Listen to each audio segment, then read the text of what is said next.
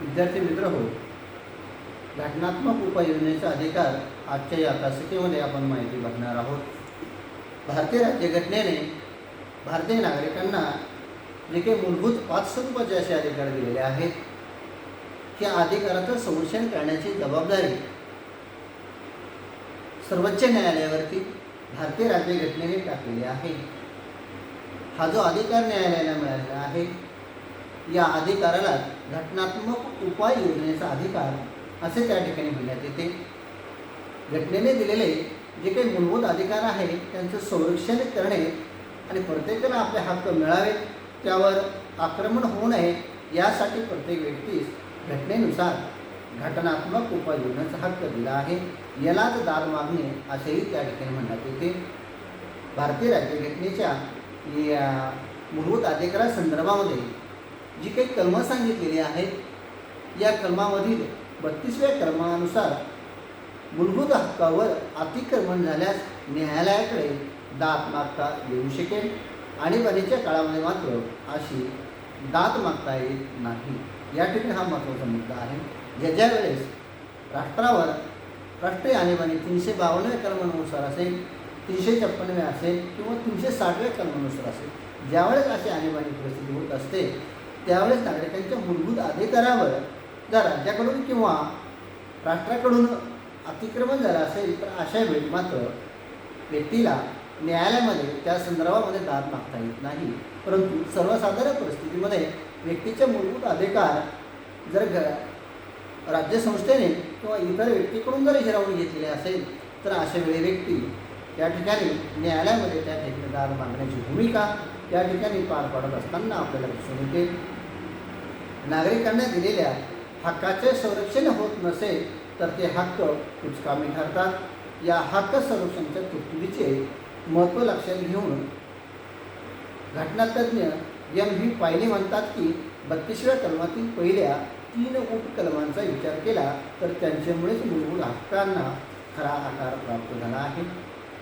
भारतीय राज्यघटनेचे शिल्पकार किंवा मसुदा समितीचे अध्यक्ष डॉक्टर बाबासाहेब आंबेडकर यांनी या घटनात्मक उपाययोजनेच्या अधिकाराला खऱ्या अर्थाने राज्यघटनेचा आत्मा किंवा हृदय समजले आहे. 32व्या कलमाच्या उपकलमांवर घटनात्मक उपाययोजनेचे खालील मार्ग त्या ठिकाणी स्पष्ट केले गेलेले आपल्याला दिसून येतात.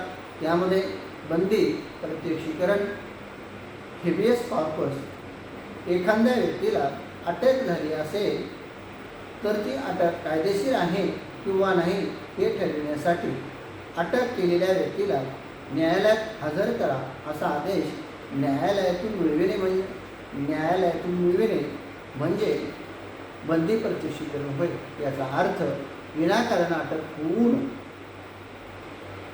हक्क हिरावून घेतले जाऊ नये, यासाठी ही तरतूद करण्यात आलेली आपल्याला दिसून येते. यानंतर परमादेश, बंदी प्रत्यक्षीकरण, हे जे आपण माहिती बघितली बंदी प्रत्यक्षीकरणामध्ये, तर बंदी प्रत्यक्षीकरण हा एखाद्या व्यक्तीला जेव्हा अटक करण्यात येत असते, की अटक बेकायदेशीर आहे की नाही हे ठरवण्यासाठी अटक केलेल्या व्यक्तीला न्यायालयात हजर करा असा आदेश न्यायालयातून मिळविणे म्हणजे बंदी प्रत्यक्षीकरण होय.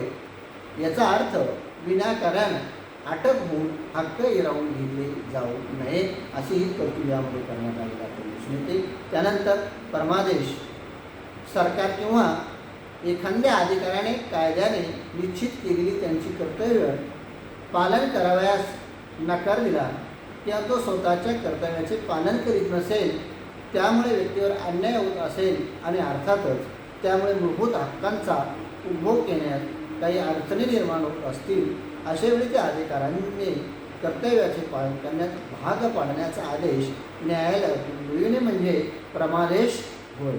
त्याला राईट ऑफ मॅडमस असे त्या ठिकाणी इंग्रजी शब्द त्या ठिकाणी वापरण्यात येतो.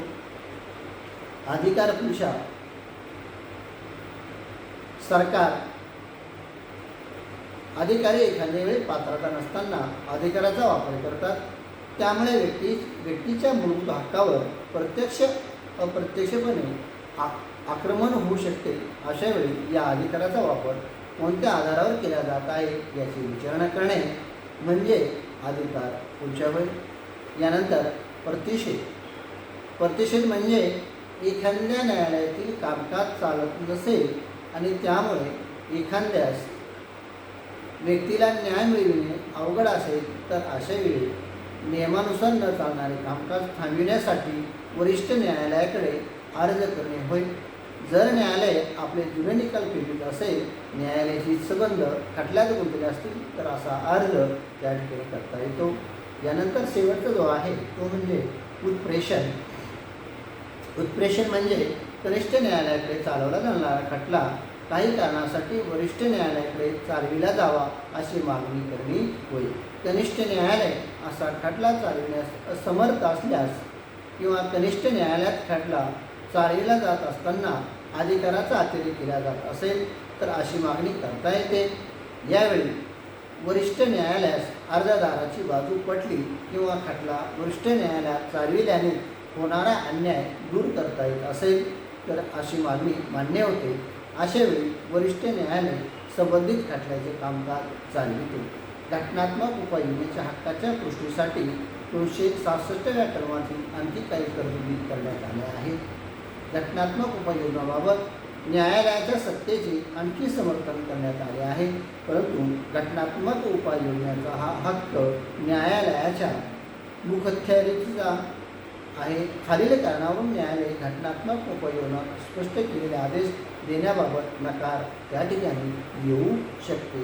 यामध्ये सर्वप्रथम आदेश देण्याऐवजी दुसऱ्या पर्यायी योजनेचा अन्याय दूर होत असल्यास, आदेश मिळविण्यासाठी अर्जदाराने वाजवीपेक्षा अधिक उशीर केल्यास, आदेश मिळवूनही न्याय मिळविण्यास अर्जदार स्वतः अपात्र असल्यास, आदेश काढणे न्यायालयास आवश्यक वाटल्यास, आदेश काढणे निरर्थक आहे असे न्यायालयास वाटल्यास, मालमत्तेच्या अधिकारात वेळोवेळी झालेल्या घटना दुरुस्त्या देखील आपण त्या ठिकाणी बघितलेल्या आहेत. यामध्ये 1991ची घटना दुरुस्ती व राज्यघटनेत मालमत्तेचा हा हक्क दिला.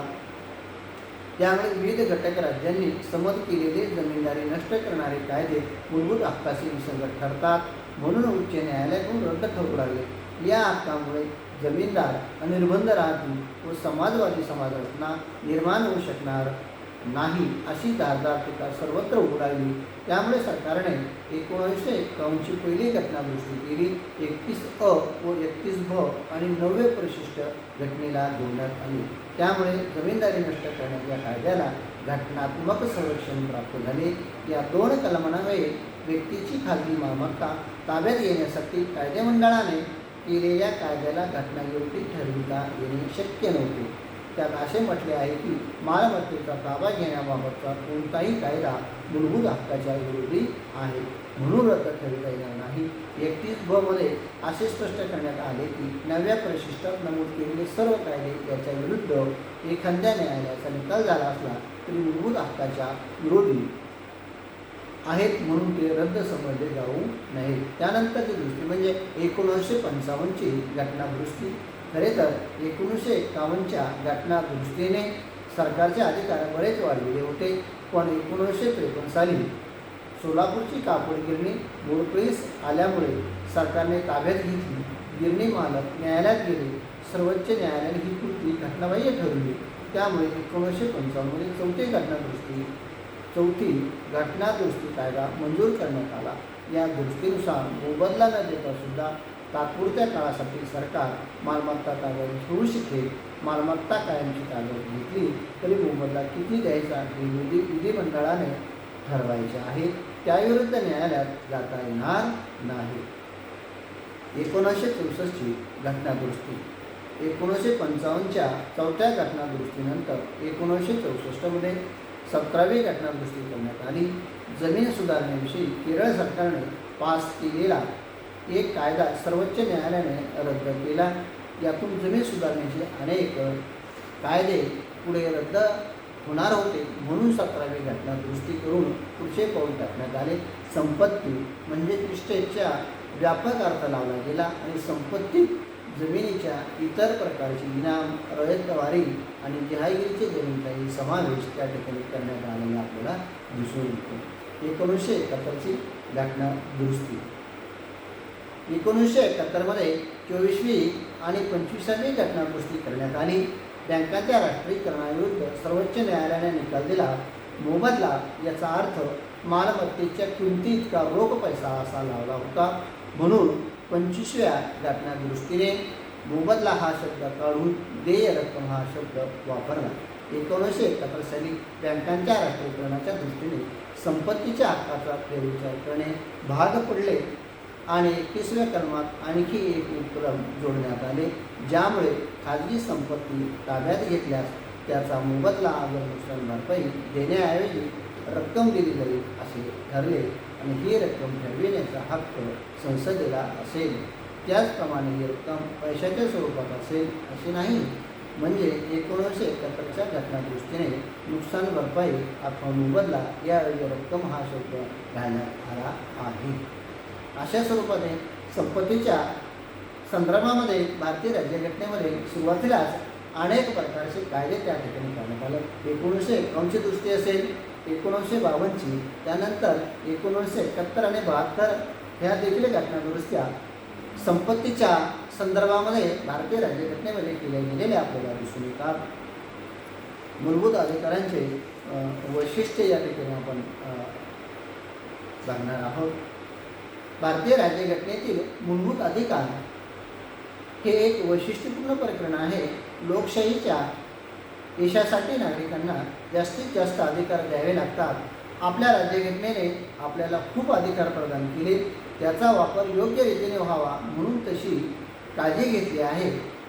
त्या अधिकारांची वैशिष्ट्ये खालीलप्रमाणे आपल्याला दिसून येतात. यामध्ये विस्तृत मांडणी केली. आपल्या मूलभूत अधिकारांचे हे एक महत्त्वाचे वैशिष्ट्य आहे. जगातील इतर देशांच्या राज्यघटनेच्या तुलनेत आपल्या राज्यघटनेत अधिकारांची सविस्तर मांडणी केली आहे. काही दोष किंवा उणिवा असल्या तरी संख्येने विस्तृत अधिकार देण्यात आले आहेत. एक अधिकारांची मांडणी सविस्तर करून त्यांचे विश्लेषण केले आहे. ते सर्व लिखित स्वरूपात आपल्याला दिसून येतात. त्यानंतर अधिकार आणि निर्बंध नाही. बरेच अधिकार हे खरे, परंतु अधिकार प्रदान करून लोकशाहीतील उद्देश पूर्ण होत नाही. त्यावर काही बंधने घालावी लागतात. याची 2 कारणे सांगितली जातात. एक तर अधिकारांचा वापर व्यक्तीने शहराचारासारखा करू नये म्हणून, उदाहरणार्थ भाषण स्वातंत्र्य, लेखन स्वातंत्र्याचा दुसऱ्याचे चरित्र हनन करण्यासाठी त्याचा वापर होऊ शकतो, म्हणून ते कसे केव्हा वापरायचे याचे मार्गदर्शन करण्यात आले. म्हणजे त्यांच्या वापरावर बंधन घालण्यात आली. दुसऱ्या राज्याच्या जीवनात काही भयानक युद्धासारखे, अंतर्गत बंडाळीसारखे प्रसंग येत असतात. त्यावेळी स्वातंत्र्य व अधिकार यावर बंधने घातले नाही तर विघटनवादी शक्ती देखील काढू शकते. म्हणून मिसासारखे प्रतिबंधक, स्थानपद्धतीसारखे कायदे अधिकारावर निर्बंध घातलेले आपल्याला दिसून येतात. त्यानंतर नागरिक आणि परकीय यात भेदाभेद. काही अधिकार नागरिक व परकीय या दोघांना प्राप्त होत असतात. समतेचा अधिकार, शिक्षणाचा अधिकार, धर्मस्वातंत्र्याचा अधिकार या बाबतीमध्ये भेद नाही. परंतु वास्तव्य, मुक्त संचार, संपत्ती कमविणे इत्यादी काही अधिकारापासून परकीयांना बाजूला ठेवले. काही अटींचे पालन केल्यावर परकीयांनाही ते प्राप्त होऊ शकतात.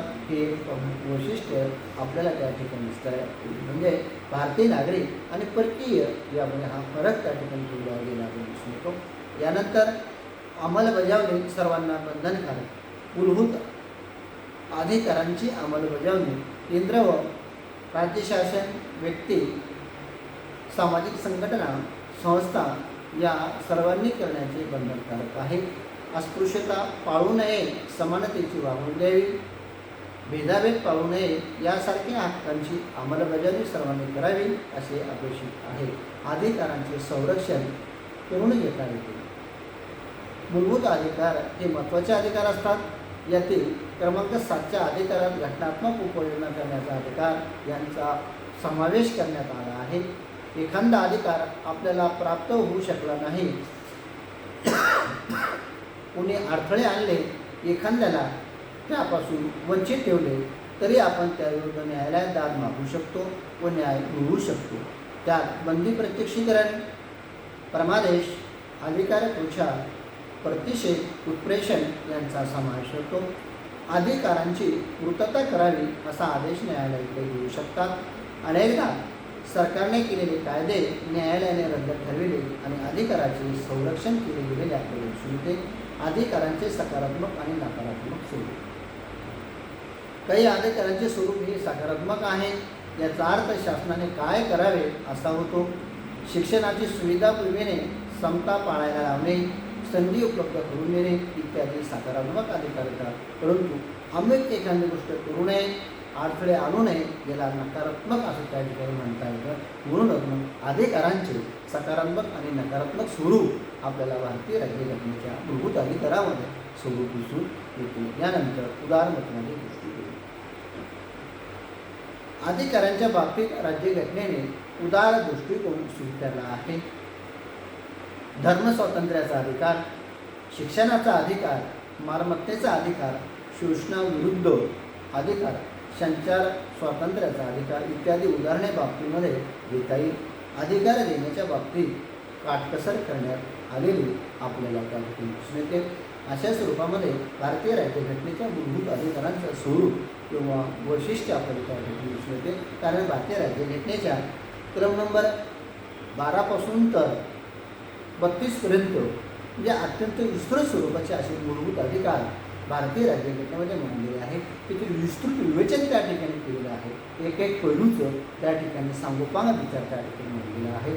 आणि अधिकार मात्र अनिर्बंध नाही, एक प्रकारचे अधिकार देऊन व्यक्ती स्वातंत्र्याचा विकास करण्याची संधी भारतीय राज्यघटनेने उपलब्ध करून दिली. परंतु हे अधिकार अनिर्बंध स्वरूपाचे आपल्याला दिसून येत नाही.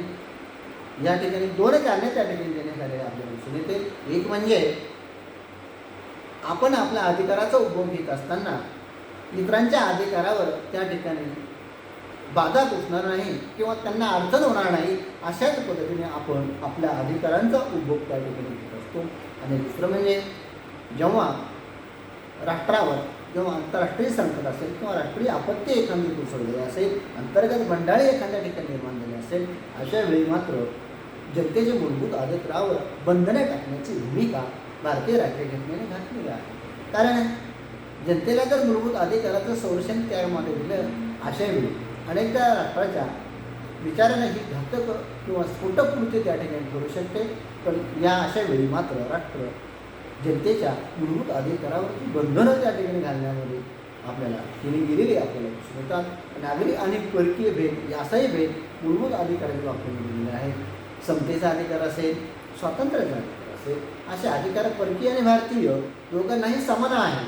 परंतु काही परिस्थितीमध्ये उदाहरणार्थ एखाद्या व्यक्तीला वास्तविक करण्याचा एका ठिकाणी दुसऱ्या ठिकाणी अधिकार आहे, पण भारताचा बाहेरील व्यक्ती भारतामध्ये कुठेही स्थापन त्या किंवा वास्तविक त्या ठिकाणी करू शकत नाही, या तो संचारही त्या ठिकाणी करू शकत नाही. हा भेद परकीय आणि भारतीय या दोघांमध्ये आपल्याला बघायला मिळतो. त्यानंतर अंमलबजावणी सर्वांना बंधनकारक आहे. अधिकाराचे संरक्षण देखील करून घेता येतो. भारतीय राज्यघटनेमध्ये तसं जर बघितलं तर 7 मूलभूत अधिकार त्या ठिकाणी दिले होते. परंतु 6व्या नंबरचा जो मालमत्तेचा अधिकार होता तो संपुष्टात आलेला आपल्याला दिसून येतो. आणि भारतीय राज्यघटनेने एकूण 5 मूलभूत अधिकार जनतेला बहाल केले होते. मग या अधिकाराचा उपभोग जनतेला घेता यावं यासाठी त्यांचं संरक्षण करणं हे अत्यंत महत्त्वाचं होतं. म्हणून भारतीय राज्यघटनेच्या भागामध्ये 3ऱ्या भागात कलम 32 प्रमाणे त्यांचं संरक्षण करण्याची जबाबदारी सर्वोच्च न्यायालयावर सोपवलेली आहे.